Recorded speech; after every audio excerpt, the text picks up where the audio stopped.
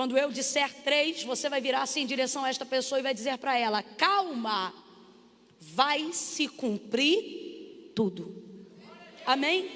A palavra é esta: calma, vai se cumprir tudo. Todas as vezes que você deseja acalmar alguém, você precisa estar um tom acima dessa pessoa, porque senão o nervosismo dela vai sufocar a sua palavra de direcionamento. Camila, eu não entendi. Vai entender. Quando eu disser 3, você tem que falar calma como se estivesse nervoso. Você vai dizer: calma, vai se cumprir tudo. Quem entendeu, diga amém. É 1, é 2, é 3, vai. Calma, vai se... Para o outro vizinho agora, vai. Calma. Tudo que Deus disse a seu respeito, tudo que o Senhor liberou sobre a sua vida, tudo que a palavra de Deus garante acerca da sua pessoa. Oh, aleluia, aleluia, aleluia. João 19, 23. Quem achou, diga amém. Tendo os soldados crucificado a Jesus, tomaram as suas vestes e dividiram-na em 4 partes, uma para cada soldado. Tomaram também a túnica, que era sem costura, toda tecida numa peça só, de alto a baixo. E disseram uns aos outros: não rasguemos, mas lancemos sortes sobre ela para ver de quem será. Preste atenção nisso. E isto aconteceu para que se cumprisse a Escritura. E isto aconteceu para que se cumprisse a Escritura, que dizia: dividiram entre si as minhas vestes, e sobre a minha túnica lançaram sortes. Foi o que fizeram os soldados. Junto à cruz de Jesus estava a sua mãe, a irmã dela, Maria, a mulher de Clopas, e Maria Madalena. E vendo Jesus ali a sua mãe e o discípulo a quem ele amava, que estava presente, disse à sua mãe: mulher, eis aí o teu filho. Depois disse ao discípulo: eis aí a tua mãe. E desde aquela hora em diante o discípulo o passou a receber em sua casa. Mais tarde, sabendo Jesus que tudo estava consumado, preste atenção, e para que se cumprisse a Escritura. Mais tarde, sabendo Jesus que tudo estava consumado, e para que se cumprisse a Escritura, disse: tenho sede. Estava ali um vaso cheio de vinagre, e embeberam de vinagre uma esponja, e colocaram numa vara de ísopo, e chegaram-na à boca de Jesus. Quando Jesus recebeu o vinagre, ele disse: está consumado. E, inclinando a cabeça, entregou o Espírito. Como era grande o dia daquela preparação para os judeus, para que os corpos não ficassem expostos na cruz durante o sábado, porque este sábado era um grande dia, rogaram-lhe a Pilatos que lhe quebrassem as pernas e fossem tirados os que haviam sido crucificados. Foram os soldados e quebraram as pernas do primeiro e do outro que com ele fora crucificado, mas chegando-se a Jesus, vendo-o já morto, não lhe quebraram as pernas. Contudo, um dos soldados transpassou-lhe o lado com uma lança, que imediatamente saiu sangue e água. E aquele que isto viu, testificou, dizendo ser verdadeiro o seu testemunho. Ele sabe que é verdade e diz que é verdade, para que vocês também creiam. E estas coisas aconteceram, e eu fecho aqui, para que se cumprisse a Escritura. E estas coisas aconteceram para que se cumprisse a Escritura, que dizia: nenhum dos seus ossos poderá ser quebrado. Diga amém por essa palavra. Eu vou contar de 1 a 3. Quando eu disser 3, eu gostaria que você liberasse para a pessoa que está mais próxima de você uma palavra que determina o rumo profético daquilo que Deus nos confiou como verdade para esta noite. Quando eu disser 3, você vai virar assim em direção a esta pessoa e vai dizer para ela: calma, vai se cumprir tudo. Amém? A palavra é esta: calma, vai se cumprir tudo. Todas as vezes que você deseja acalmar alguém, você precisa estar um tom acima dessa pessoa, porque senão o nervosismo dela vai sufocar a sua palavra de direcionamento. Camila, eu não entendi. Vai entender. Quando eu disser 3, você tem que falar calma como se estivesse nervoso. Você vai dizer: calma, vai se cumprir tudo. Quem entendeu, diga amém. É 1, é 2, é 3, vai. Calma, vai se... Para o outro vizinho agora, vai. Calma. Tudo tudo que Deus disse a seu respeito, tudo que o Senhor liberou sobre a sua vida, tudo que a palavra de Deus garante acerca da sua pessoa. Oh, aleluia, aleluia, aleluia. Ele não é homem para que minta, nem filho do homem para que se arrependa. Falaria e não cumpriria? Ou faria e não seria capaz de realizar? Mas dele é o querer e dele é o efetuar. E como disse Maria, para ele coisa nenhuma lhe é difícil, porque todas as coisas, oh aleluia, todas as coisas lhe são possíveis. E por que são possíveis? Porque esse é o Deus que nós servimos, o Deus a qual disse o profeta, porque desde a antiguidade com o ouvido não se ouviu, e nem com o olho se viu, um Deus que trabalha, um Deus que trabalha, um Deus que trabalha. Você está aqui sentado e Ele está trabalhando. Um Deus que trabalha para aqueles que nele esperam. Aleluia. Ele está trabalhando para fazer cumprir tudo o que disse acerca de você. Oh, aleluia. Glória a Deus. Glória a Deus. Glória a Deus. Aleluia. Deus, Ele não é somente o conquistador dos nossos projetos, o realizador dos nossos sonhos. Ele também se faz recurso para que nós cheguemos aonde Ele disse que nós chegaríamos. Lá no Rio de Janeiro a gente tem o rio, e ligado ao rio, porém diferenciado, Niterói. Estamos divididos por causa do mar, e por isso existe uma ponte na extensão de 13 quilômetros. Obviamente que a gente chama de Ponte Rio a Niterói, por ligar um ponto ao outro. É como se Deus estivesse dizendo, às vezes você está no Rio de Janeiro, e aquilo que eu te prometi está em Niterói, e você se pergunta, como se dará isso? E Ele está dizendo, eu serei o destino e também serei a ponte que liga os dois pontos. A bem da verdade é que a primeira coisa que nós precisamos compreender é que Deus não depende para fazer cumprir aquilo que nos disse, da nossa ajuda para absolutamente nada. Absolutamente nada. Lembra-se de quando Ele chamou a Moisés? Vamos um pouco antes, lembra de quando Ele chamou Abraão? Quando Ele chamou a Abraão, Ele disse, Abraão, sai da tua terra, do meio da tua parentela, vai para a terra em que eu te mostrarei. Farei de ti uma grande nação, abençoarei os que te abençoarem, amaldiçoarei os que amaldiçoarem você, e em ti serão benditas todas as famílias da terra. Ele disse, eu vou te fazer pai de uma grande multidão. Eu vou te dar uma nação que se chamará pelo seu nome. E por causa da aliança que eu faço com a sua casa, Ele visita diretamente a Sara, e Ele diz que o filho da promessa, que é de quem vai vir o cumprimento de tudo aquilo que Deus falou a Abraão, virá do ventre de Sara. Mas o tempo passa, 25 anos, ela se torna uma senhora, os seus cabelinhos é branco. E no período intermediário, a realização do cumprimento dessa promessa, eles não acreditam que estejam envolvidos num cenário condizente com aquilo que Deus falou. Quanto mais discrepante for o cenário real que você tem hoje em relação à promessa que Deus te fez, mais verdade é que foi Deus que falou. Você leva isso para a sua vida. E ela já estava inserida dentro deste contexto. Porém, eles são pioneiros no exercício da fé. Hoje nós sabemos disso, mas eles ainda não sabiam. Então, pensando que deveria fazer alguma coisa a fim de cumprir aquilo que Deus já havia determinado sobre Abraão, ela coloca Agar, a sua serva, alcançada do Egito, sobre a cama de Abraão, e ela diz, deita com ele, e diz, Abraão, deita com ela. E o filho que o Senhor nos prometeu virá dela. Aí o Senhor se manifesta mais uma vez para Abraão. Logo em seguida esse episódio diz para ele, Abraão, anda na minha presença e ser perfeito.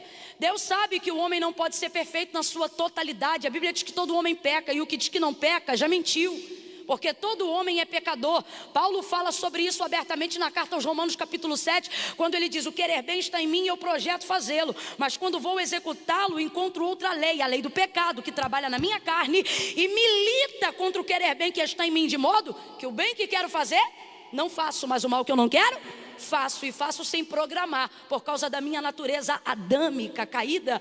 É o que Paulo está dizendo. Então, quando o Senhor diz a Abraão, anda na minha presença e ser perfeito, Ele não está falando sobre um padrão de moralidade que não pode ser acessado pelo homem. Ele não está falando sobre um padrão de santidade cuja mente do homem, veloz como é, não possa pecar nem em pensamento. Não é isso que Deus está exigindo de Abraão. O termo correto aqui, se Deus fosse falar a grosso modo, o que Ele está dizendo é, Abraão, anda na minha presença e faz o que a gente combinou. E o que a gente combinou? A gente combinou de você fazer a sua parte e eu vou fazer a minha.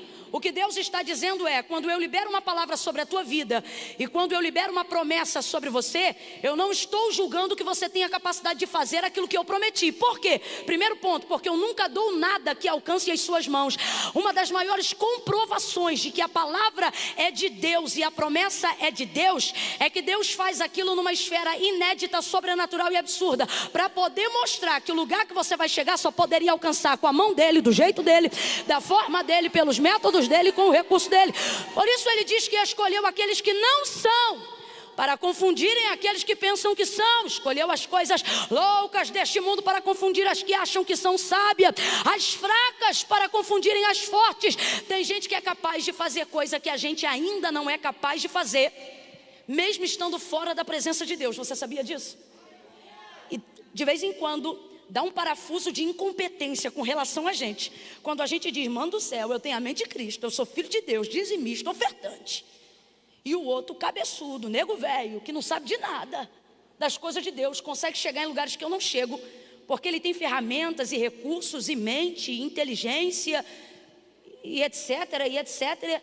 E dá uma trava na gente e a gente diz, como pode? E aí se você não vigiar, você começa a querer fazer uso dos recursos que você tem para chegar nos lugares que os outros chegaram só para provar que com Deus você pode ser melhor. Mas ter uma vida com Deus não é provar para as pessoas que a gente pode ser melhor, porque não é sobre provar o que a gente pode fazer, é sobre provar o que Deus fez até na vida de um miserável como nós. Compreenda isso.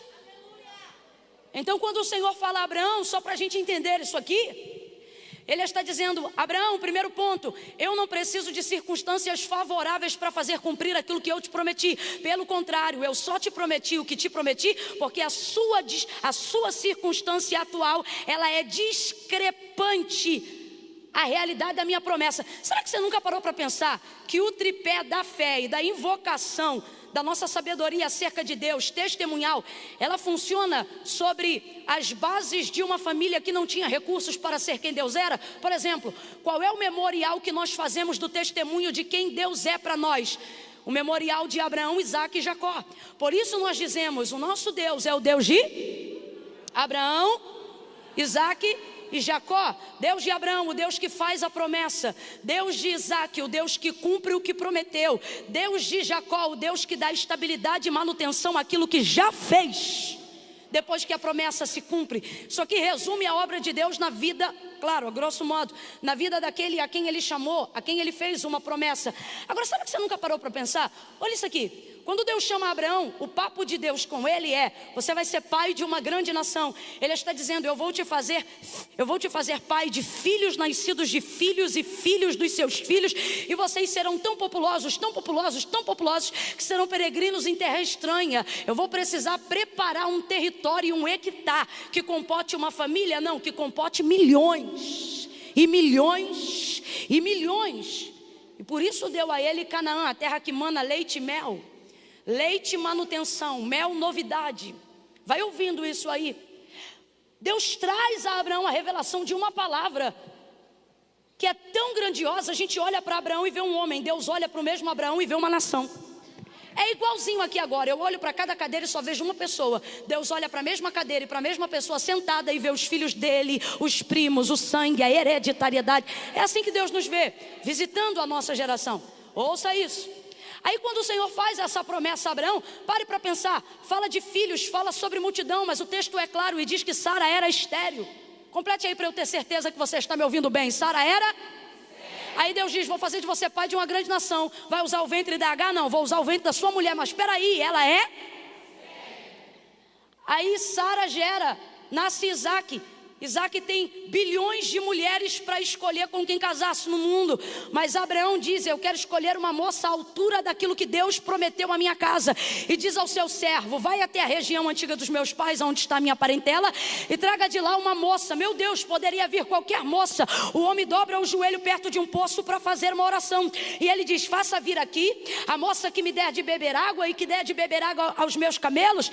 Ele faz a oração certa, no lugar certo, e na visão humana, tudo ali tem que dar certo e dá certo, mas parece que dá errado, porque podia chegar qualquer moça e chega Rebeca, filha de Betuel, da casa de Abraão, e quando ela chega, ela faz tudo o que ele pediu em oração, porque quando você faz a oração certa, no lugar certo, antes da oração terminar, Deus responde a oração. Aí chega a Rebeca, veja, Rebeca é resposta de oração, mas é complicado acreditar que ela é resposta de oração, sabe por quê?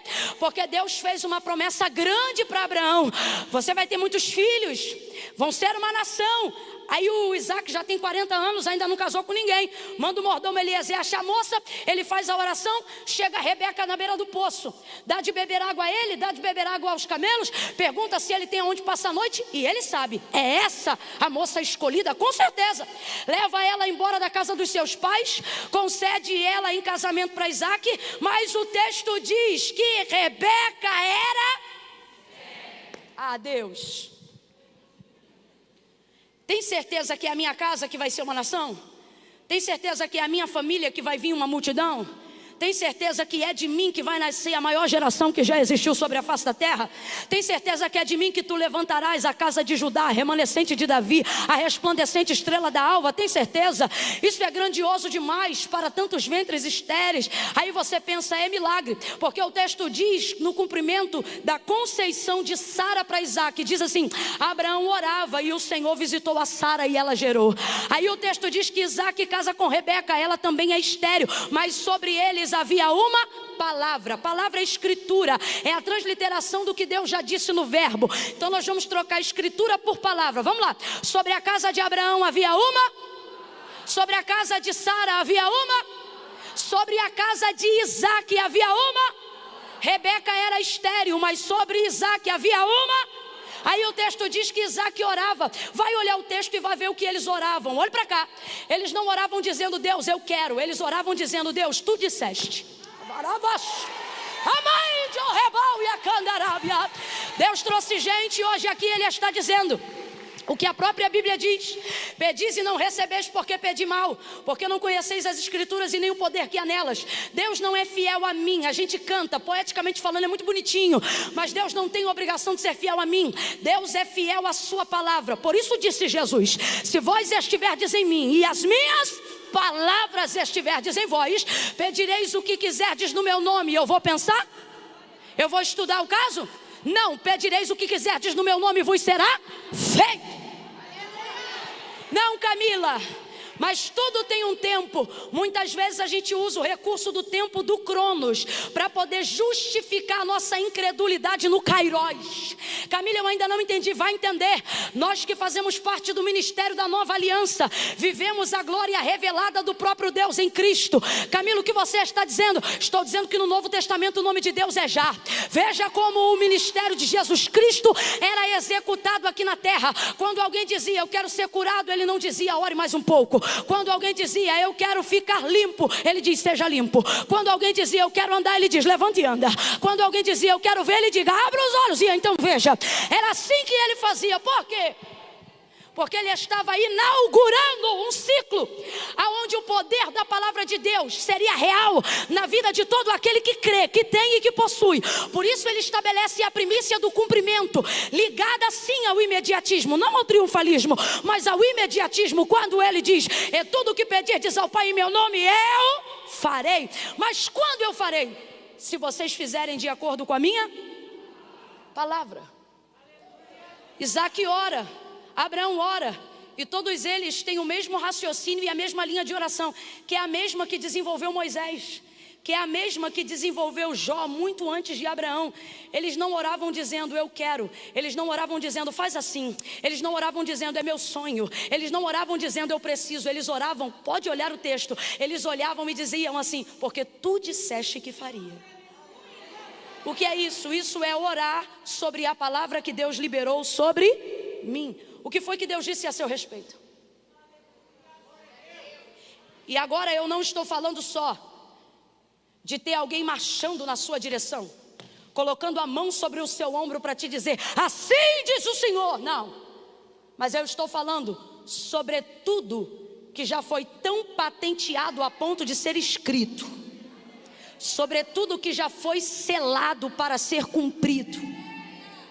o que Deus disse a seu respeito. Sabe por que você está sem perspectiva de vida? Porque tu não sabes o que Deus disse a seu respeito. Sabe por que tu se sente sem propósito de vida? Porque tu não traz à lembrança o que Deus disse a seu respeito. Desculpa, mas eu vou falar rasgado, irmãos. Essa fé motivacional, ela é boa para animar, mas ela não é eficaz. Ela só dura 2 horas. Ela só dura o culto. Ela só dura enquanto o pregador prega. Ela só dura enquanto a gente canta. E por que isto acontece? Porque as nossas expectativas estão em cima do que o outro fala, em cima do louvor, em cima da reunião entre os santos. E isso não é o suficiente para me dar estabilidade de exercício de fé, para ver a palavra se cumprir depois que o culto acaba. Por isso o Senhor tem nos reunido hoje aqui para um extra. Alavai de Orrebal e a séria. E Ele está dizendo para nós nessa noite: você precisa aprender a orar a minha palavra, cantar a minha palavra e, acima de tudo, trazer à sua memória aquilo que eu disse a seu respeito, aquilo que a palavra de Deus garante a seu respeito. E aí, Camila, e aí que a bênção do Senhor, o sucesso de Deus sobre a sua vida se tornará inevitável. Qual foi a palavra que eu usei agora? O que é inevitável? Inevitável é aquilo que não pode ser evitado. Alguém que tem de Deus a palavra não corre atrás do milagre, é o milagre que corre atrás dele. Alguém que tem de Deus a palavra não corre atrás da porta, é a porta que corre atrás dele. Alguém que ora a palavra, vive a palavra, acredita na palavra e se respalda pela palavra, ele não precisa se esforçar sacrificialmente para viver o cumprimento de algo, porque ele acredita que quem fez a promessa é fiel para cumprir. E ele se lembra daquilo que foi dito. Ele se lembra daquilo que foi dito. Mas o que está acontecendo? Está acontecendo que nós temos vivido dias onde a nossa fé tem a durabilidade de um culto, onde a nossa expectativa só funciona enquanto está sendo movida por algo, por um dia ou por alguém. Isso não é o ruim, mas eu preciso ser honesta, não é o suficiente.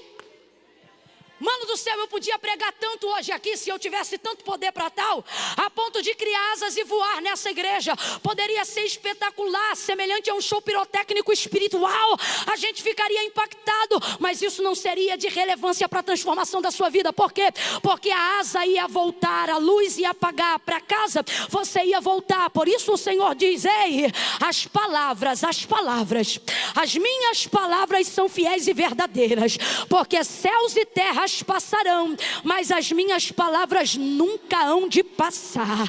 Eu estou me sentindo movida pela palavra, por isso eu acredito que coisas extraordinárias vão conhecer a partir de hoje, vão acontecer a partir de hoje. Me faça uma gentileza, coloque os 2 pés sobre o chão, você que pode, os 2.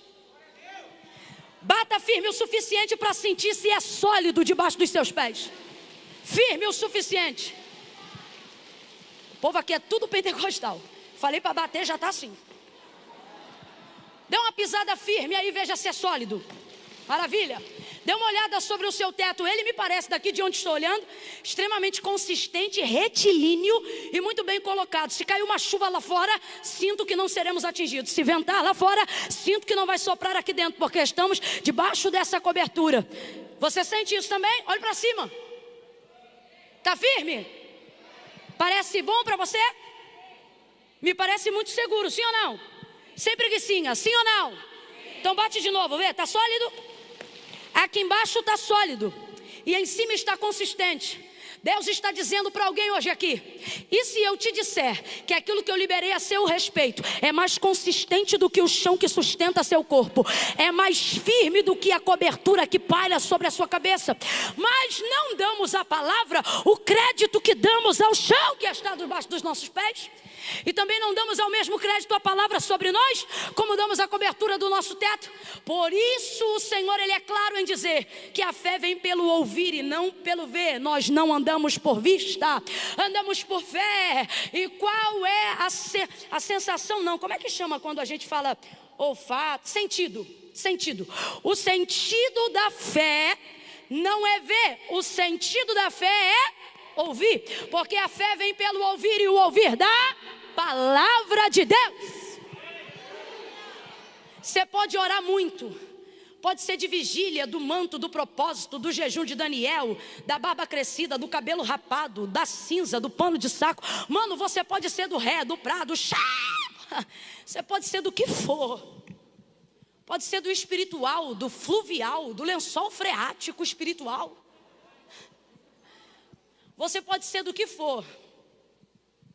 Nada substitui a necessidade de saber o que Deus disse a seu respeito e ter isso como paradigma de fé para que todas as coisas aconteçam na sua vida. Olha o que o Senhor disse quando estabeleceu a lei, que é a palavra para o seu povo depois da libertação do Egito. Se vocês ouvirem, se vocês atenderem, se vocês obedecerem os mandamentos que eu, o Senhor vosso Deus, vos ordeno hoje, Ele diz: eu farei. Não são vocês que farão, Ele diz: eu farei. Por quê? Porque Deus corresponde à sua palavra. Eu farei com que essas bênçãos desçam de Hebrom. E quais eram as bênçãos que Deus havia preditado sobre aquele lugar? Bendito será o teu ventre, bendito será o fruto da tua amassadeira, bendito serão os teus filhos. Eu vou falar numa linguagem do século 21 para todo mundo entender e glorificar. Ele está dizendo: bendita será a tua conta corrente, bendita será a tua poupança, bendito será o teu PIS, o teu PASEP, o teu INSS, a tua empresa, os teus negócios. Bendita será a tua vida física, bendita será a tua saúde emocional, bendita serão os teus filhos, os filhos deles com eles, e os filhos dos seus filhos, dos filhos deles com eles. O Senhor está dizendo: eu não vou me envolver só com você, eu vou me envolver e vou abençoar a tua casa, a tua família, a tua hereditariedade, até 1000 gerações. Se você se lembrar daquilo que eu liberei sobre você, ainda que um neto seu não se lembre, ainda que um filho seu não se lembre, se você caminhar de acordo com a minha palavra, o seu neto pode esquecer, seu filho pode até esquecer, mas para honrar a aliança que você fez com a minha palavra, eu vou lembrar seu neto, eu vou lembrar seu filho, eu vou lembrar sua família. Camila, e o Senhor faz isso? Faz. Ele fez isso com Salomão por amor de Davi, ele livrou a Ló por amor de Abraão. Quando você faz uma aliança com a palavra de Deus, os filhos podem até não se lembrar, mas se você orou por eles antes de nascer, se liberou sobre eles palavra antes mesmo deles se desviarem, o Senhor está dizendo: porque sou fiel à minha palavra, serei fiel a você e também alcançarei os seus filhos. Aí olha o que ele diz. Alivia o compressor para mim só um pouquinho, por favor. Aí ele diz: eu farei. Porque tem coisas na nossa vida que só Deus faz. Ele diz: eu farei com que essas bênçãos corram. Gente, está na Bíblia, tá? Eu farei com que essas bênçãos corram atrás de vocês. Eu farei com que essas bênçãos vos persigam. Olha para quem está do teu lado e diga: você está sendo seguido. Não, vou corrigir, né? O texto não diz seguido, ele diz perseguirão, né? E o que é perseguirão? É seguir sistematicamente, é seguir de perto. É levantar junto, acordar junto, ir embora junto, sentar junto. Quem já entendeu o que Deus está dizendo? Ele está dizendo: eu farei com que essas bênçãos persigam. Sabe o que ele está dizendo? Até quem acha que não quer ser abençoado, que é aquela pessoa que diz: Deus não merece tanto, quando vê, a bênção já vai estar lá, porque ela vai perseguir aqueles que creem, perseguir acima de tudo aqueles que sabem qual é a palavra que Deus disse a meu respeito. Diga comigo agora, eu vou entrar na segunda fase e por fim terminamos na terceira. Diga agora comigo, diga: a fé não vê, ela ouve. Tá fraco, diga: a fé. Diga: a fé não vê, ela ouve. Diga só mais uma coisa. Diga: a fé. Não, filho, quando eu entono é porque eu sei o poder que isso tem na sua mente. Se você semitonar, você não esquece. Diga: a fé. Isso, eu gostei daquela ali que ela ainda faz igual. É a fé. Não vê, ela ouve. A fé não sente. Não sente. Camila, a fé não me faz ter arrepio? A fé é genuína não. Camila, mas a fé não me faz chorar? A genuína não. Você chora porque você é emocional. A fé não é para fazer chorar. A fé não é para fazer arrepiar. A fé é para fazer saber, lembrar do que sabe, esperar no que sabe e acreditar no que sabe. Preste atenção. Aleluia. Agora, compartilhe essa verdade, que por muito tempo foi embaraçada, tanto pelos pentecostais quanto os neopentecostais, que é a galera que gosta do mover, que acredita nos frutos dos dons proféticos, em tudo que nós acreditamos. Mas por muito tempo fomos gerados num ventre de mentoria e discipulado, que desenvolveu em nós a ideia de que tem que sentir primeiro. Para crer, para acontecer, para fazer. Você me desculpa, mas eu preciso ser o que Deus quer que eu seja. E ser o que Deus quer que eu seja é ser o que a Bíblia diz. E este preceito está errado. Não tem conversa, está errado. É por isso que temos uma geração que é viva na casa de Deus, mas depois oscila e desce a limbos emocionais. Porque eles foram motivados a ter uma fé sensorial, uma fé motivacional. Camila, mas é mó legal, mas não dura. É mó legal, mas não segura. É mó legal, mas não sustenta. Eles choram hoje aqui de alegria e de depressão amanhã. Por quê? Porque foram educados a desenvolver uma fé que sente, não uma fé que sabe. E com isso passam a exercitar uma fé que vê, não uma fé que... dando muito mais crédito ao que acontece diante dos seus olhos do que aquilo que Deus diz aos seus corações. Então nós vamos estabelecer uma premissa aqui para eu terminar em João 19, porque eu pareço doida, mas não sou, nós vamos acabar ali. Essa fé pode ser verdadeira, no sentido de ser intencional. Camila, eu quero de verdade, eu amo o Senhor de verdade, eu sou íntegro de verdade, eu desejo acertar de verdade, mas guarde o que eu vou lhe dizer. Um erro não deixa de ser um erro só porque foi cometido sinceramente. Vai gerar consequências. E acerca do exercício da fé, ou a gente corrige e vive o que Deus tem, ou viverá de reservas de frustrações e de momentos de consolação. Frustra hoje, consola amanhã. Ou seja, você só vai trabalhar no remediativo. E uma fé que remedia ainda não é suficiente, é muito limitada. O que é melhor? Tratar-se de uma doença ou viver um tipo de vida que tal doença jamais te alcance? Deus está dizendo para nós que nós estamos fazendo uso indevido da fé, utilizando ela como se só fosse agente remediativo e não preventivo. E por que isto está acontecendo? Porque estamos caminhando de acordo com uma fé que vê e não que ouve. Porque estamos caminhando de acordo com uma fé que sente, não que sabe. Tem até um jargão entre os crentes, eu já vi isso muitas vezes. Olha, eu senti de fazer isso, eu senti de fazer aquilo. E às vezes extrapola tudo, porque a Bíblia diz que o coração do homem, ele é... Mas quando você deixa suas emoções governarem a sua vida, errar é só uma questão de tempo. Com isso eu preciso estabelecer uma certeza e uma máxima hoje aqui para que você entenda. A primeira coisa para você aprender a corrigir a expectativa da sua fé verdadeira: Deus não depende da sua fé para nada. Abra a mente e ouça isso. Deus não precisa da sua fé para nada. Deus não precisa da sua fé para manifestar o poder dele. Deus não precisa da sua fé para executar a obra dele. Deus não precisa da sua fé para estabelecer a vontade dele. Deus não precisa da sua fé para exercer a soberania dele. Deus não precisa da sua fé para ser Deus. Se você crê, ele é Deus. Se você não crê, ele continua sendo Deus. Se você crê, ele pode. Se você não crê, ele continua podendo. Se você crê, ele faz. E se você não crê, ele também faz, mas só faz na vida de quem? Então Deus não depende da sua fé para fazer. É você que depende da sua fé para receber o que Deus já fez. Dentro dessa perspectiva, você tem que corrigir a sua fé no seguinte caminho: o que Deus disse a meu respeito. Por quê? Porque eu vou exercitar a minha fé em cima do que eu sei e não em cima daquilo que eu sinto. Porque tem dias que eu vou me sentir mal a despeito do que Deus disse a meu respeito. Tem dias que eu vou ser tentada pela incredulidade a despeito do que a palavra de Deus diz sobre mim.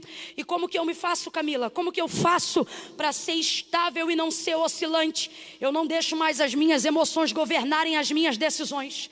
Eu vou orar de acordo com o que eu sei, assim como Moisés, assim como Abraão, assim como Jó, assim como Daniel, assim como Isaac, assim como Jacó. Eu não vou dizer: Deus, eu preciso. Eu vou entrar em juízo e vou dizer: Deus, tu disseste que faria.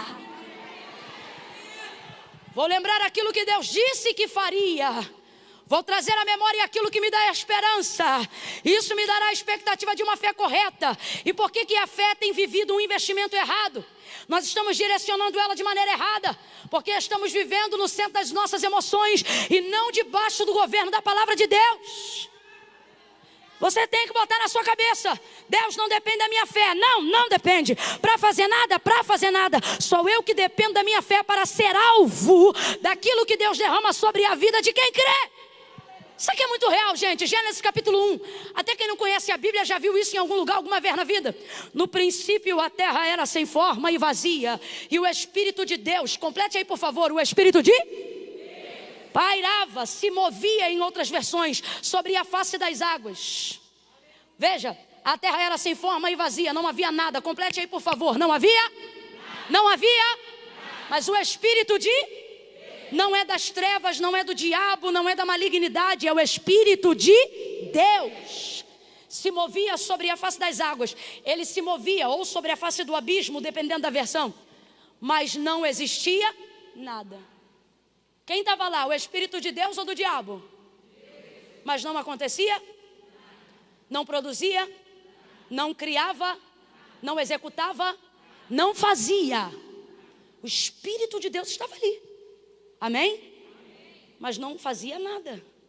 Então você vai ver a manifestação da palavra pela primeira vez. E disse Deus. Oh meu Deus. Verbo, palavra. Diga comigo, palavra. E disse Deus, haja luz. Quando Deus disse haja luz, o que aconteceu? Olha lá, gente, vamos lá. Quando disse Deus haja luz, o que aconteceu? Quando Deus disse haja luz, quem foi que disse amém? Quando Deus disse haja luz, quem foi que disse está ligado, terra? Quando Deus disse haja luz, quem foi que disse eu creio? Vamos ser aqui, o Senhor ele trabalha na nossa mente de acordo com a nossa racionalidade. Então agora eu não vou contar com a sua espiritualidade não, porque eu estou pregando até o incrédulo. Vou contar com a sua inteligência. Eu não falo o que eu quero ouvir nem o que você sente. Fala o que você sabe. Gênesis capítulo 1. E disse Deus, haja luz e houve luz. Há exercício de fé para que haja criação em Gênesis 1?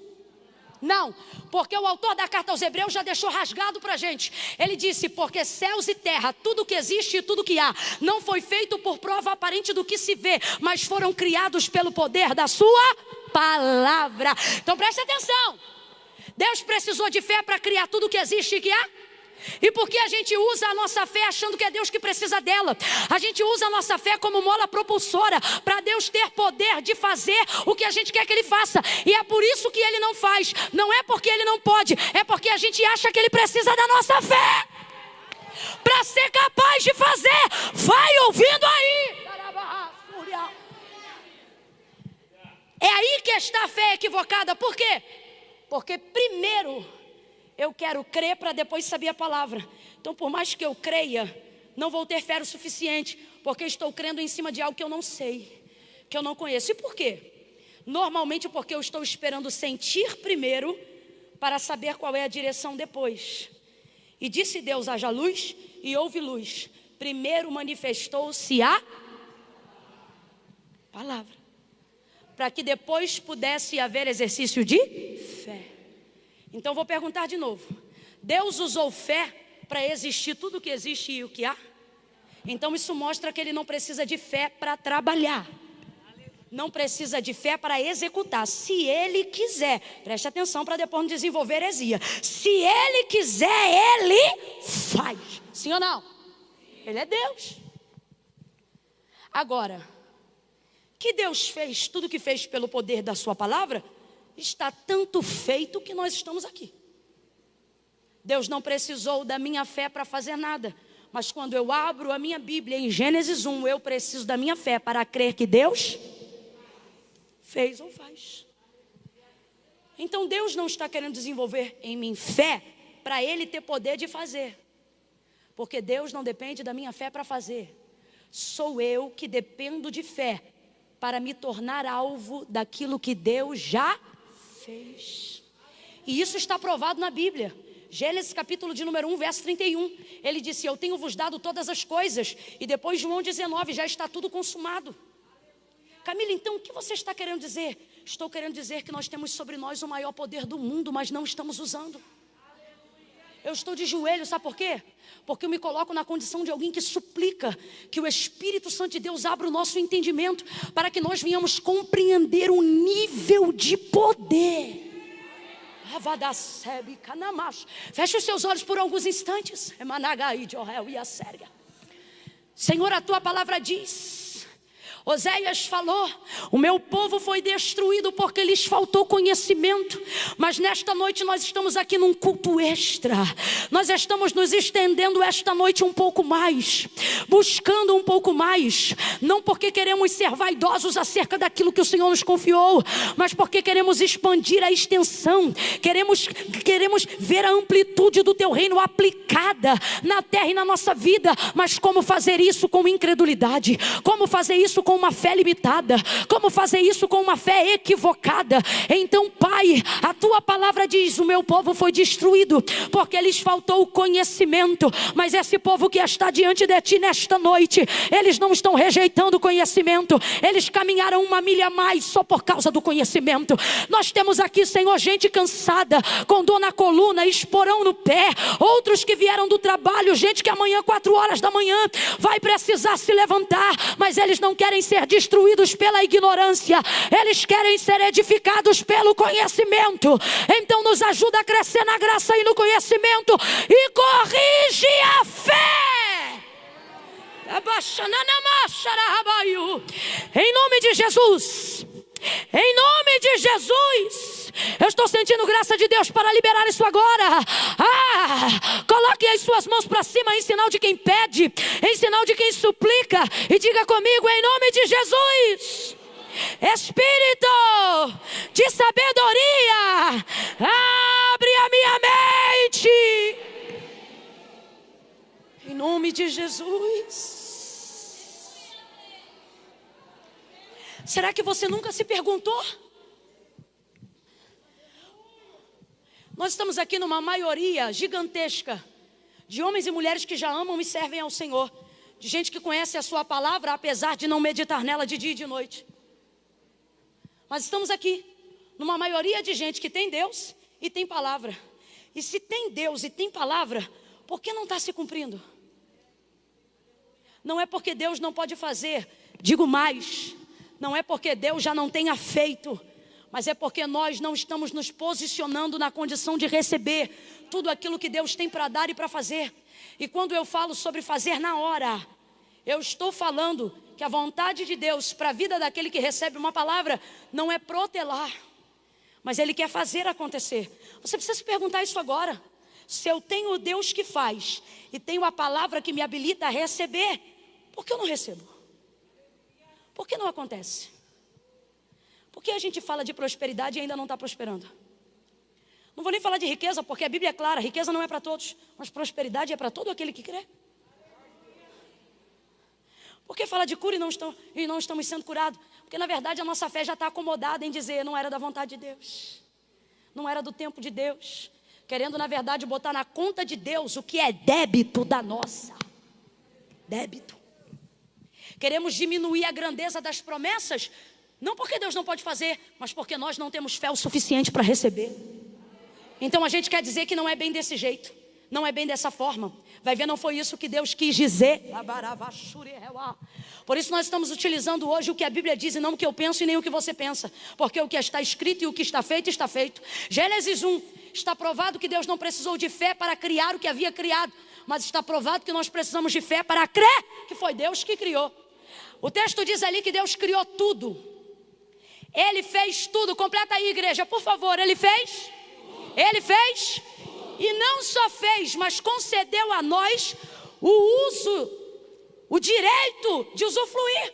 Ele disse: tudo tenho feito e tudo tenho vos dado. Tudo tenho feito e tudo tenho vos dado. Estou sentindo graça de Deus enquanto libero essas palavras. Tudo tenho feito e tudo tenho vos dado. Tudo tenho feito e tudo tenho vos dado. Olhe para alguém que está se sentindo um pouco para baixo hoje e diga para esta pessoa: Deus já fez tudo e te deu tudo. Olha para alguém e diz: você tem tudo o que precisa. Você tem tudo o que precisa. Você tem tudo o que precisa. Você tem tudo o que precisa. Tenho feito e tenho vos dado tudo. Complete então aí mais uma vez, por favor. Tenho vos dado tudo. Então, para vocês que se dizem crentes, assim como eu, que também o sou, você crê que foi Deus que fez os céus e a terra? Sol, lua, estrelas, firmamento, oceano, mares, animais, relva, sementes, espécies, frutos, árvores. Olha para mim, numa boa. Você crê mesmo? Quem crê nisto que eu estou dizendo, diga eu creio. Você não é da cultura darwinista, tem certeza? De que o homem veio da evolução do primata? Tem alguém aqui que não, Camila, para mim é isso aí. Quem crê que foi Deus que fez e criou tudo, diga eu creio. Diga assim comigo, eu creio que Deus criou tudo. Diga assim, eu creio que Deus fez tudo. Agora eu que vou te perguntar. Então por que tu achas que é muito para Deus fazer curar o câncer?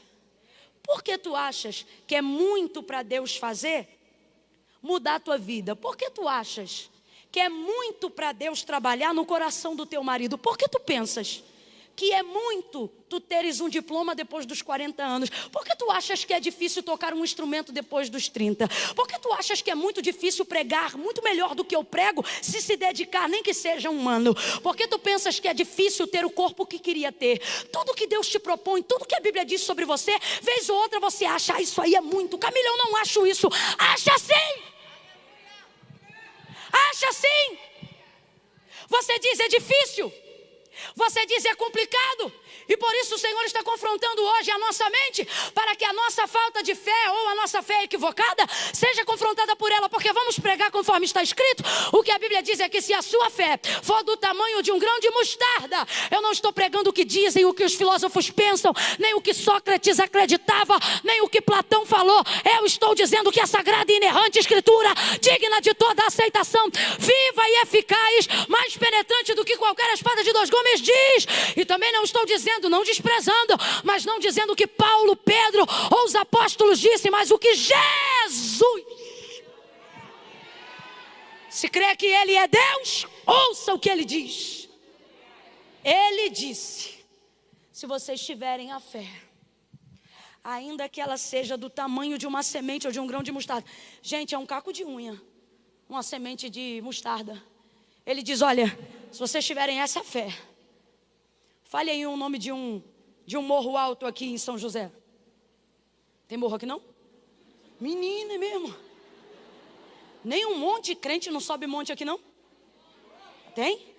A igreja tem? Então a gente pode chamar esse monte de Monte da Cabana.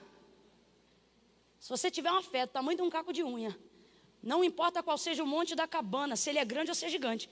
Se vocês chegarem aqui um dia, olha o que Deus está dizendo. Ele não está dizendo se você tiver muita fé. Ele está dizendo se você tiver ela, ainda que seja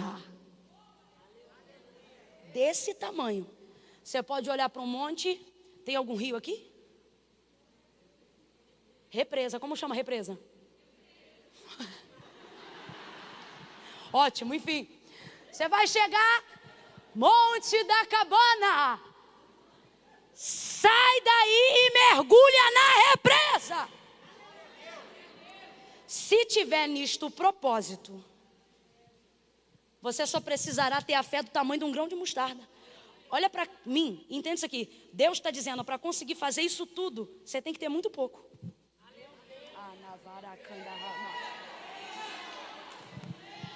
Para conseguir fazer coisas gigantes, você não precisa ser gigante. Você pode ter uma fé pequena. Não, isso aqui é literal. A fé pequena, ela também é útil, mesmo que seja limitada. Veja o que ele disse para os discípulos. Vocês não têm fé? Não, ele disse, homens de pouca fé, pequena fé. Mas mesmo assim ela ainda foi eficaz, porque era pequena, mas era fé. Você desculpa, mas aprove Deus trazer os maduros para confrontar. Eu não sei se teve gente que entrou hoje aqui e falou, vou tomar um leitinho, um milkshake, e Deus falou, pega esse pão de 4 dias. E manda ele para dentro. E quando entalar, bebe água e empurra. Por quê? Porque ele pode não ser confortável no teu paladar, mas vai te dar a nutrição que você precisa, a força que você precisa, o avanço que você precisa. Então qual é a realidade do texto? A realidade é que não estamos tendo fé nenhuma. Porque se tivéssemos uma mesmo que pequena, seria limitada, mas ainda assim seria fé. Então o que precisamos fazer hoje? Passar a crer mais. E qual é a única forma de crer mais? Sabendo o que a palavra diz sobre mim. Sabendo que... Não leva mal não, não leva mal não, não leva mal não. Eu vou falar rasgado. A gente é bonzão de aprender os hinos na hora. Tem gente que ouve uma vez e já está pronto. A gente é show de bola de compreender a harmonia, o endereço do caminho da igreja também. Se deixar, o carro vem sozinho. A gente consegue os horários do culto sem precisar ter na tabela, na geladeira. A gente é bom de memorizar os ambientes que nos trazem conforto, as oportunidades que nos trazem leveza. Mas a gente acha que 5 minutos para ler um texto é demais. E a gente acaba profetizando, pregando, falando e orando em cima do que os outros disseram e não do que a gente leu, não do que a gente aprendeu. E é aí que a ignorância começa a entrar e começa a perverter a nossa fé. Mas o Senhor hoje nos trouxe aqui, e a mim também, porque estou sendo visitada pelo Senhor. E por isso orei com vocês ainda antes de concluir a mensagem. Porque Ele está dizendo: se você tiver palavra, você terá uma fé tão grande que não é você que vai deixar a depressão, é a depressão que vai deixar você. Camila, eu não entendi, vai entender. Se você tiver palavra de Deus na vida, debruçar sobre a palavra, saber o que Deus quer sobre você, seja ela pregada, conferindo no texto, ou seja lendo à beira da sua cama, quando acorda, na devocional ou antes de dormir, se tu aplicares o teu coração em conhecer o teu Deus, em conhecer a palavra de Deus, tu dedicarás o teu coração a saber quem esse Deus é e se relacionará com Ele em oração. E se você tiver na vida a palavra em oração, não tem morro da cabana, não tem represa. Deus abre e fecha as comportas dos céus a hora que você pede. Porque eu não sou o que dizem que eu sou, também não sou o que penso que eu sou quem Deus sabe que eu sou. Então se eu quero revelar a minha identidade ao mundo, e se eu quero descobrir qual é o propósito de Deus para o mundo, não adianta 1 milhão de cursos motivacionais, eles vão ajudar, eles vão auxiliar, se a base da minha vida for a palavra de Deus.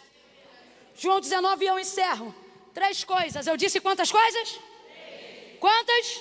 3. Primeira coisa. Jesus está em João 19 no pior momento de sua vida. O pior momento de sua vida. Pior. Ele está na hora que foi chegada. A hora das trevas. Hora da dor. Hora da agonia.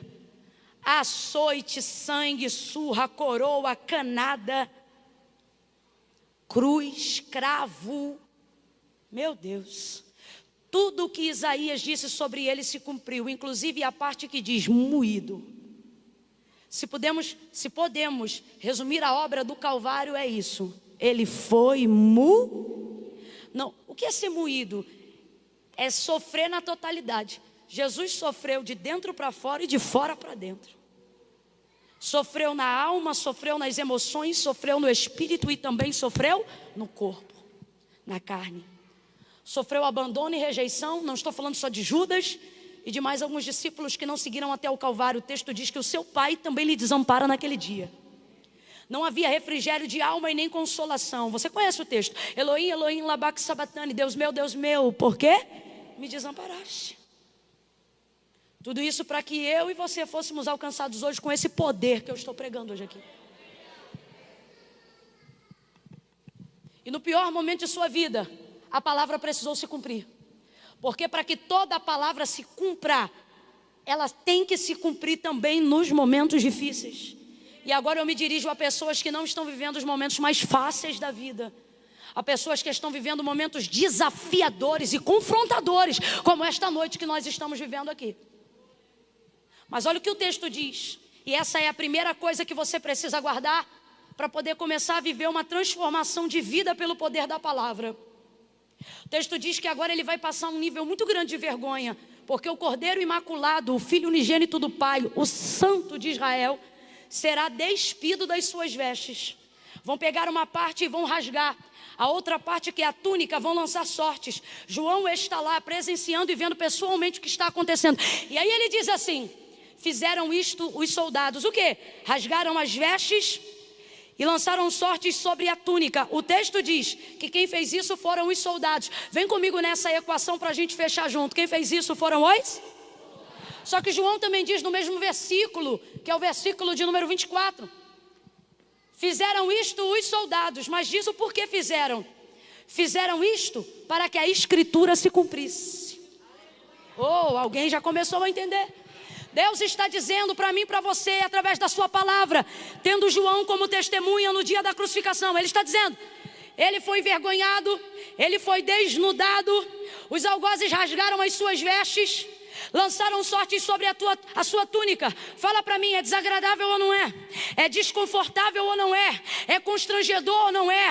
É absurdo ou não é? Você já está vivendo no pior momento da sua vida e ainda ter que compartilhar esse momento com as piores pessoas. Só que João, ele diz, quem fizeram isso foram os soldados. De novo, gente, quem fizeram isso foram os? Mas olha o que ele diz, fizeram isso para cumprir a... Vamos trocar a escritura por palavra para todo mundo entender. Eles fizeram isso para cumprir a... Fizeram isso para cumprir a... Primeira coisa que você tem que entender nessa fase difícil que você está atravessando. Coisas ruins que estão acontecendo com você, ao redor de você. Pessoas ruins que estão tendo acesso à sua vulnerabilidade e à sua fraqueza. Deus está dizendo, se tu creres que eu tenho sobre ti uma palavra, tu também crerá que até o adversário está cumprindo o seu propósito. Que até esse inimigo está cumprindo aquilo que eu disse a seu respeito. Olha para quem está do teu lado e diga, sabe aquele fofoqueiro? Sabe aquele quizumbeiro? Sabe aquele camarada que já preparou o dossiê para queimar teu filme? Já inventou o processo para confundir tua história? Deus está dizendo, como um ponteiro que funciona no relógio, ele também está sendo usado para cumprir o meu plano na tua vida. Oh, aleluia! Aleluia! Se é para aplaudir ao Senhor, aplauda com vontade, celebre a sua palavra. Reage à sua palavra. Uau, Deus está dizendo a alguém hoje aqui, vai cumprir tudo, vai cumprir tudo. Não vai ser fácil ver Deus cumprindo tudo, mas vai ser bom ver que Ele cumpriu tudo. Tudo que Ele falou. Vai doer, mas vai cumprir. Vai chorar, mas vai cumprir. E sabe qual é a alegria de viver o cumprimento, mesmo que seja algo difícil, debaixo da palavra de Deus? A alegria de saber que alguém vai pensar, eu destruí, eu envergonhei, eu fofoquei, eu traí, eu abandonei. E Deus olhando dizendo, eu planejei, eu arquitetei, eu construí, eu determinei, eu alinhei, eu planejei. Porque você olha os soldados rasgando, você pensa, Deus, o Senhor não está vendo? Mano, quando você tem de Deus uma palavra, Deus não precisa olhar para você para cumprir o que falou. A palavra dele manifesta a vontade dele. Você pode estar na mão do adversário, no que tange até a sua vulnerabilidade acessada. Você pode estar tomando Rivotril um de manhã, um sublingual à tarde e outro à noite, e ter a sensação, Deus não está me vendo. Deus está dizendo, eu não preciso te ver, você só precisa ter sobre ti uma palavra. E ela sou eu na sua vida. A gente tem a sensação, foram os soldados que fizeram? Então eu estou na mão dos soldados, diga, eu estou na mão da palavra. Eu estou na mão da palavra. Eu estou na mão da palavra. Eu estou debaixo da palavra. Eu caminho sobre a palavra. Eu acredito na palavra. Assim como meu Deus, ela pode ser invisível, mas também é real. Tempestade, e dizem os discípulos, é um fantasma. Jesus diz, não, sou eu, não temam. Aí Pedro diz, se és tu mesmo, manda a palavra. Manda-me ter contigo sobre as águas. Aí a epígrafe do texto diz, Pedro andou sobre as águas, mas também poderia estar escrito, Pedro andou sobre a palavra, porque o homem não pisa na água sem afundar. Se ele pisou e não afundou, foi porque ele disse, manda a palavra primeiro, faz a ponte que eu ando sobre ela, libera a palavra que eu caminho sobre ela. Eu não vou ver, mas eu vou flutuar. Eu não vou ver, mas eu vou acreditar. Você diz: eu preciso de saúde, eu preciso de dinheiro, eu preciso de carro. Deus está dizendo: se você entender o poder da minha palavra, você vai fazer o que Pedro fez. Vai olhar para Jesus e vai dizer: basta uma palavra. Perdão, o centurião vai dizer: basta uma palavra. Olha, eu vou lá na sua casa, não precisa ir lá em casa não. Sou um homem sujeito a autoridades, o meu filho está em casa, está doente. Mas se tu mandar uma, olha como é o ministério de Jesus. Olha como é o poder da palavra.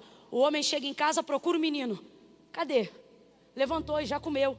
Está de pé. Que horas era isso? Aí a pessoa diz: eram umas 5 da tarde. Ele disse exatamente a hora que ele liberava a... Você só precisa de palavra. E a palavra vai trazer o plano, a palavra vai trazer o recurso, a palavra vai trazer a visão, a palavra vai trazer o projeto, a palavra vai trazer o recurso. Mas a gente quer tocar nos recursos sem utilizar-se da palavra. Você quer achar que são os outros que estão fazendo, os outros que estão programando, mas não são. Deus está dizendo: se você crê que a minha palavra sobre você, até no dia mau você vai ver o cumprimento da minha palavra sobre você. Segunda coisa, diga para quem está ao seu lado: segunda coisa. Eita preguiça, sai dele, diga: segunda coisa. Segunda coisa. Ai, Camila, é que eu já estou enfadado. Ótimo, sinal que você está bem saturadão de palavra. Que adianta terminar jogando a cadeira para o alto, virando cambalhota? E depois, como é que foi? Pregou o quê? Mano, eu não sei, mas foi muito bom.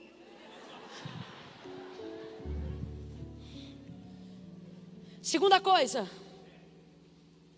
O texto diz assim: que vendo que já estava consumado, ou seja, chegando a hora final de entregar o seu espírito, diz o texto onde nós lemos, o versículo de número 28. Segunda coisa, 28, no verso 28. Vendo que tudo já estava consumado, para entregar o espírito e acabar com aquele momento, olha o que o texto diz: para que se cumprisse a palavra. Vamos lá? Para que se cumprisse a... Para que se cumprisse a palavra. Aleluia. Oh, aleluia. Deus falou comigo aqui agora: eu vou ensinar esse povo a amar a minha palavra. Camila, eu já o amo. Não. Amar de modo a não ficar nem um dia sem vê-la, sem observá-la. Para que se cumprisse aquele momento, para que se cumprisse, perdão, a palavra, ele disse: tenho sede. Presta atenção, vamos pregar do jeito que está escrito. Para que se cumprisse a escritura, ele disse: tenho sede. Então, peraí, Camila, havia a possibilidade de fato dele estar com sede? Havia, mas o texto não está dizendo que ele pediu de beber água porque tinha necessidade. Pediu de beber água para fazer cumprir a... que ele sabia que já tinha sido dita sobre ele, dizendo que ele beberia vinagre. Segunda coisa, ele sabe que ele pediria água, mas beberia vinagre? Sim ou não? Sim, porque era o que estava escrito na profecia de Isaías. Então veja, podia ter sede, que é uma necessidade, mas não pediu porque tinha necessidade. Segunda coisa, em sua onisciência, porque conhece a palavra que é sobre si, sabia que pediu água, mas ia beber, e mesmo assim pediu. Não pediu porque precisava. Pediu sabendo que ia pedir uma coisa e ia receber outra, mas mesmo assim pediu. Por que pediu? Para a palavra se... Segunda fase. Está na hora de você entrar nela. Às vezes Deus vai usar a gente para fazer cumprir o que a gente sabe. Mas existe uma hora que Deus quer que a gente faça cumprir o que só a gente sabe. Ele quer que a gente se lembre. Camila, eu ainda não entendi. Vai entender. Às vezes você pede perdão a alguém, não porque tem necessidade de perdoar, você nem está sentindo nada. Às vezes foi a pessoa que errou com você, mas você vai lá e pede perdão. Presta atenção, tinha necessidade de quem não fez nada pedir perdão, mas para se cumprir a vontade de Deus, a palavra, a gente vai lá e às vezes até sabe que o outro ainda vai olhar e vai dizer: está desculpado. Dá vontade de dizer: demente. Mas para se cumprir a palavra, a gente desce, a gente se submete, a gente pede perdão sem ter feito nada. Por quê? Porque a gente não quer ficar atado, a gente quer que se cumpra a palavra, a gente quer que a palavra nos libere para o novo. A gente quer encerrar o ciclo, começar um novo processo. Quem está entendendo, diga amém. Amém. Essa é a parte mais difícil. É a parte que você não sente de fazer. Crente que só faz o que sente, fica parado nessa fase. Eu não senti de ir lá ainda. Está sem falar com o pai 10 anos, eu não senti de ligar para ele, nem vai sentir. Se suas decisões são pautadas nas suas emoções, um abismo te espera. Agora, se a despeito do que sente, você sabe o que Deus quer, você faz até sem sentir. E vai passar de fase, vai mudar de ciclo. Não foi porque precisava e sabia que ia beber vinagre, mas para fazer cumprir o que havia dito sobre ele, disse: tenho sede. Saberia que beberia vinagre da mão dos seus inimigos, mas mesmo assim ele disse: tenho sede. Saberia que não teria sucesso em ser saciado com água pedindo naquele momento, mas mesmo assim ele disse: tenho sede. Será que essa fé nunca vai nos amadurecer a ponto de entender que a palavra de Deus também se cumpre no dia mau? Adorar ao Deus que é soberano para fazer o que eu quero é ótimo. Difícil é adorar ao Deus soberano que pode fazer o que quer, até sem me comunicar. Terceira e última fase. Olha para quem está ao seu lado e diga: terceira! Terceira e última fase. Eita, fala para quem está do teu lado. Já completou o curso, hein? Aleluia. Deus vai levantar jovens aqui na mesma unção que levantou Davi, a Navai, Jorel e a Sérgia, quando ele disse: tu me fizestes por causa da tua palavra mais sábio do que os anciões do meu reino. Porque a gente tem que parar de caminhar no que dizem e tem que começar a caminhar no que a Bíblia, menos o que eu penso e mais o que a palavra de Deus diz. Terceira e última fase, para mim, a mais apoteótica de todas. Chama o baterista aí para mim, por favor. Cadê ele? Nós vamos fazer um som apoteótico nessa noite. Oh, glória a Jesus. Aleluia. Cadê o baixista para vir com aquele bem fortão? Tá aí o baixista? É você. O povo aqui, os músicos, tudo crente, né? Glória a Deus, cheios do Espírito Santo. Tem lugar que a gente vai, não é não. Quando você fala assim: cadê o baterista? Aí tem que tirar de lá da cantina, vir correndo no meio da igreja. Porque ele acha que só pode participar na hora do louvor. Mas aqui tudo crente. Aquele ali então mais crente de todos. Está sentado, coitado, já está com cãibra, mas está ali: Jesus, tem misericórdia. Oh, aleluia. Faça um som bem pesadão aí. Mas é pesado. Isso. Não, mas eu não quero prato não. Agora é bumbo e tambor. Sabe por quê? É um som assim de penumbra, de morte. Faça um som assim que manifeste a trilha sonora da vida de algumas pessoas que estão habitando em trevas emocionais, espirituais, não porque não conhecem a Deus, sabe quem Ele é, mas não observam segundo a sua palavra.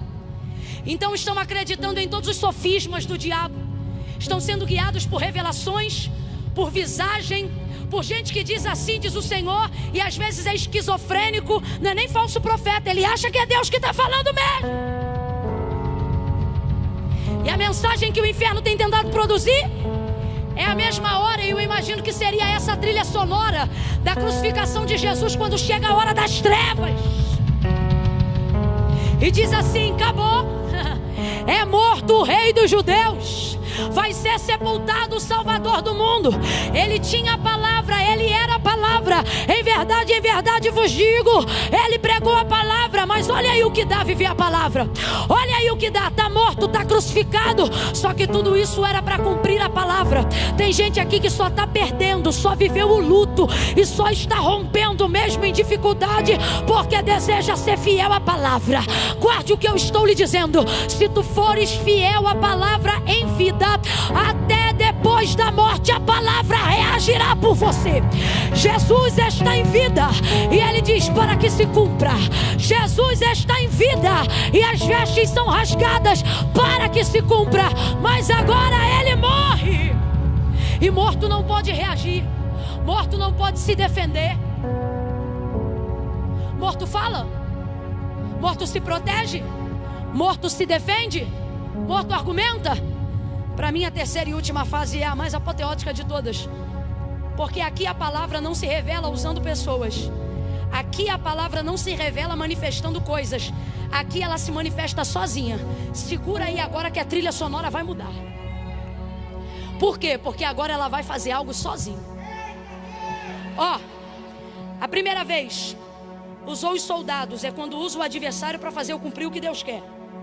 Segunda vez é quando usa a mim mesmo, consciente do que eu sei que Deus quer de mim, para fazer o que tem que ser feito, independente do que eu sinta. Deus usa pessoas, mas Deus também me... Terceira e última fase. Ah, meu Deus. Aí aqui, irmão. Aí aqui, ó. Camila, a terceira fase está onde? Se você quiser em casa, você olha. A terceira fase está aqui, ó. Verso 35 e 36. João está dizendo: eu sou João, que fiquei lá e vi o que aconteceu até o final, para que vocês acreditem que o que eu estou falando não foi apenas o que eu ouvi, mas foi também o que eu vi. Ele diz: olha, preste muita atenção. Eu vou entregar isso aqui para vocês crerem que esse testemunho, que essas palavras são verdadeiras. Tinham 3 crucificados, um à direita, outro à esquerda, e Jesus pegaram um pedaço de madeira. E porque os judeus não queriam que os corpos ficassem lá, porque o sábado já chegava e a santificação começa às 6 horas da noite do dia anterior, veio o pau na mão.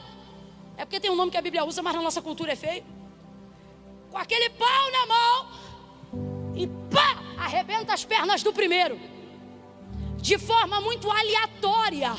Porque quando a palavra de Deus está em movimento, coisas esquisitas e aleatórias, ao que seria uma ordem natural, começam a acontecer, para mostrarem que ela está no ambiente. Rebentam as pernas do primeiro, aí vão lá e quebram as do terceiro. Pá! Aí João disse: eu fiquei olhando até o final. Preste atenção, João está ali e o ama muito, mas ele não pode fazer. Não critique pessoas que te amam, mas dependendo da sua situação, elas não poderão fazer. Deus está dizendo: eu não permito. Sabe por quê? Porque eu não quero que elas façam nada, porque senão você dirá: elas fizeram. Mas agora ninguém fará nada, para que você veja que a palavra fez, para que você veja que a palavra entrou. Ouça isso. Chegando-se porém a Jesus, quando viram que estava morto, não lhe quebraram as pernas, lhe perfuraram com uma lança, saiu sangue e água, para poderem tirar do madeiro de maneira diferente. Sabe qual é a nossa sensação hoje aqui? Agora eu falo a nível igreja mundial, universal. Temos vivido dias assim. A sensação é que o sistema, que a governabilidade, porque aquele pau na mão dos soldados romanos representa um sistema governamental atendendo à vontade do poder religioso. E é os dias que a gente está vivendo hoje. A gente se sente na condição de quem quer viver o que a Bíblia diz, ameaçado, porque a gente vê alguém do lado na mesma situação sendo arrebentado. Vê um outro do outro lado e diz: mano, se essa ferramenta quebrou ele, vai me quebrar também. Se esse discurso quebrou o outro, vai me quebrar também. Se o sistema arrebentou com o da minha direita, vai me quebrar também. Se ele arrebentou, a gente começa a se sentir ameaçado. Eu disse que a gente começa a se sentir. Deus falou comigo que a ameaça é o último recurso do diabo. Quando ele não pode mais acessar a nossa vulnerabilidade,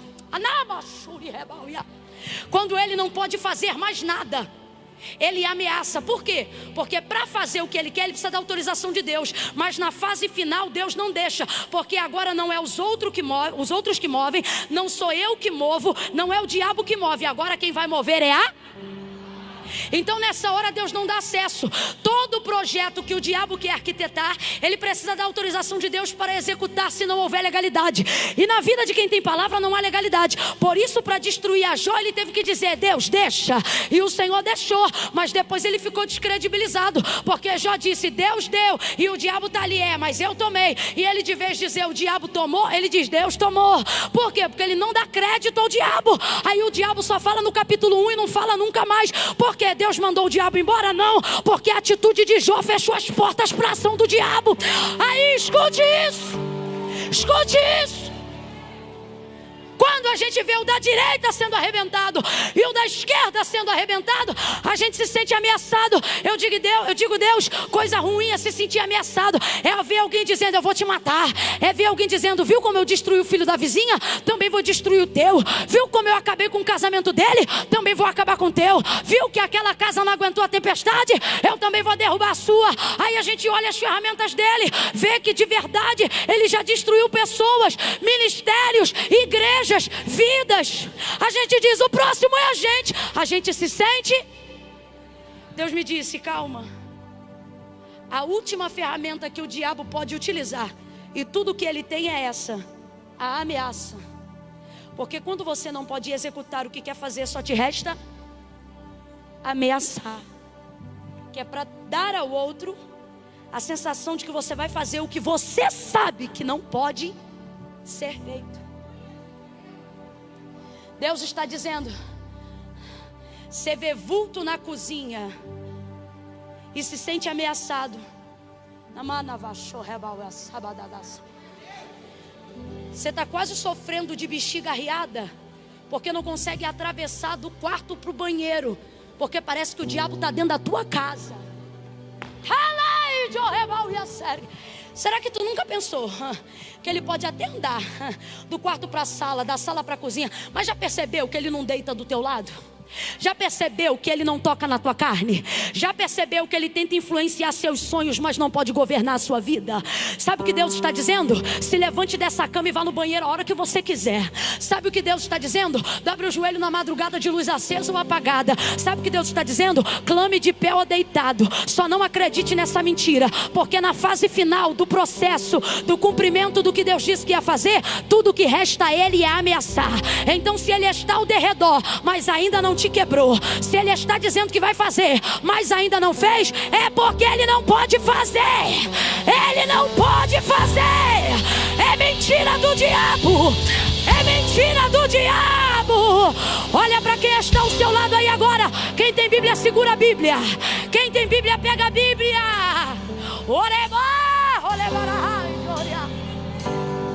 Levanta essa espada aí. Camila, minha Bíblia está no celular. Levanta o celular no aplicativo da Bíblia, uai. Camila, eu não tenho Bíblia, não tem problema. Aqui tem o suficiente para a gente cobrir você com a palavra que a gente tem. Levante aí. Faça esse movimento que parece louco, mas é profético. Alguém diz é loucura, mas eu digo é poder de Deus. Levanta aí. Faz assim sobre a sua cabeça.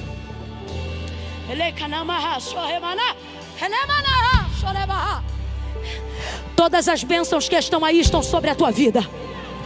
Tudo que Deus disse a teu respeito está sobre a tua casa. Tudo que Deus disse que ia fazer já está feito. Ele vai cumprir tudo o que disse a teu respeito. Ele vai cumprir a promessa que te fez. Mas você precisa ter consciência. Por isso você precisa ler a Bíblia, estudar a Bíblia, meditar na Bíblia. Não abaixa a mão não. Coloca ela sobre a tua cabeça. Diga comigo: eu estou debaixo da palavra. Pelejarão contra ti, mas não prevalecerão, diz o Senhor, porque eu sou contigo para te livrar. Eis que não tosquenejará o guarda de Israel. O Senhor é quem te guarda. O Senhor é a tua sombra. Ele é a tua direita. O sol não te molestará de dia e nem a lua de noite. O Senhor guardará a tua entrada e a tua saída. Será próspera a tua alegria. Ele guardará a tua vida e a tua vida de todo mal, desde agora e para sempre. Aquele que habita no esconderijo do Altíssimo, a sombra do Onipotente descansará. Direi do Senhor, Ele é o meu Deus, o meu refúgio, a minha fortaleza. Nele eu confiarei. Nele eu confiarei. Nele eu confiarei. Quem confia nele fica de pé num salto de glória. Mil cairão ao teu lado, 10.000 à tua direita, mas tu não serás atingido. Tu não serás atingido. Tu não serás atingido. Tu não serás atingido. Bispo Alex, é complicado. Sabe, Geisa, quando a gente vê o sistema governamental e religioso trabalhando juntos. É isso aqui, a representatividade de Roma e dos sumos sacerdotes, porque eles trabalham para ferir o Filho de Deus, a essência de Deus, as igrejas verdadeiras. E tudo que o diabo quer é quebrar nossas pernas. E quando eu falo isso, eu não estou falando disso aqui não. Eu estou falando da nossa capacidade de estender o reino de Deus pela palavra. Porque Jesus não é apenas uma pessoa. O texto diz em João 1: Ele é o verbo vivo. E tem gente aqui, Deus está falando comigo. Tem gente aqui se sentindo ameaçada por todos os lados. No trabalho, na faculdade, ameaçado pelos próprios medos. O diabo está utilizando o teu medo como ferramenta para te ferir. Não vai acontecer, não vai cumprir. Porque no pior momento da nossa vida,